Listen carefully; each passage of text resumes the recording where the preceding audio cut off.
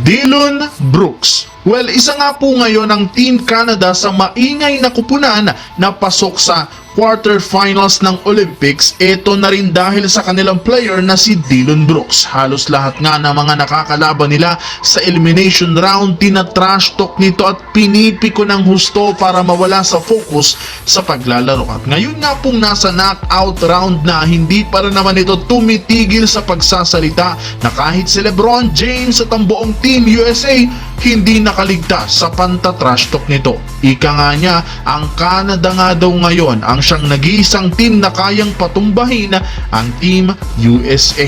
Tara't pag-usapan natin yan at talakayin ng balitang jackpot ang Lakers pag nakuha si Jonas Valanciunas. Pero bago yan, please don't forget to hit the notification bell at mag-subscribe sa aking channel. Ang video ng ito ay hatid sa inyo ng 1xBet. Suportahan at manalo sa inyong paboritong kupunan sa NBA, PBA at ngayong Paris Olympics. Maaaring makakuha up to 12,000 cash bonus sa inyong first deposit gamit ang aking promo code. Pag tama prediction mo, panalo ka. Pindutin lamang ang link sa comment section at mag-register gamit ang iyong GCash account para makapag-cash in at cash out. Isang paalala, tumaya mga Kawan Stories ng responsable.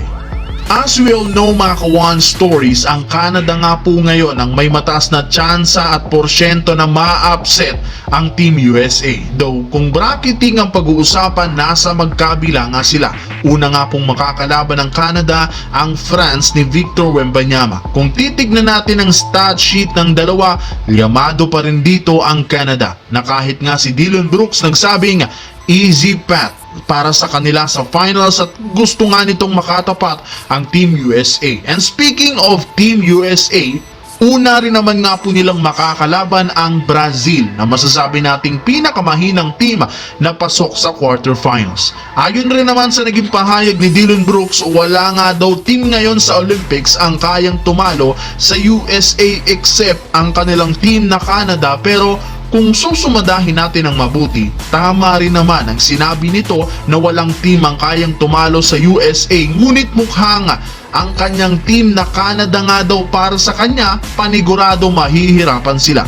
Though sila ang may kakayahang ma-upset ang USA, malaki pa rin naman ang porsyentong tatambakan muli sila gaya ng exhibition game. As of today, trash talk lang muna ang ginagawa ni Dillon Brooks. Sa kabilang banda naman tungkol kay Jonas Valanciunas sa kanyang update. Ayon nga po sa lumabas na balita ngayon kay Zion Diviney na isang insider, ititrade nga po ng Washington Wizards ang kanilang nakuhang big man na si Jonas Valanciunas. Ito rin naman ang matagal nang gustong makuha ng Lakers para maging katandem ni Anthony Davis. Kung inyong matatandaan, isa nga ito sa mga request ni LeBron James na nagdaang off-season, ngunit nag-agawan lamang sila o naagawan sila ng Wizards. At ngayon nga po ayon sa source, ititrade rin naman muli ng Wizards si Valanciunas sa ibang team.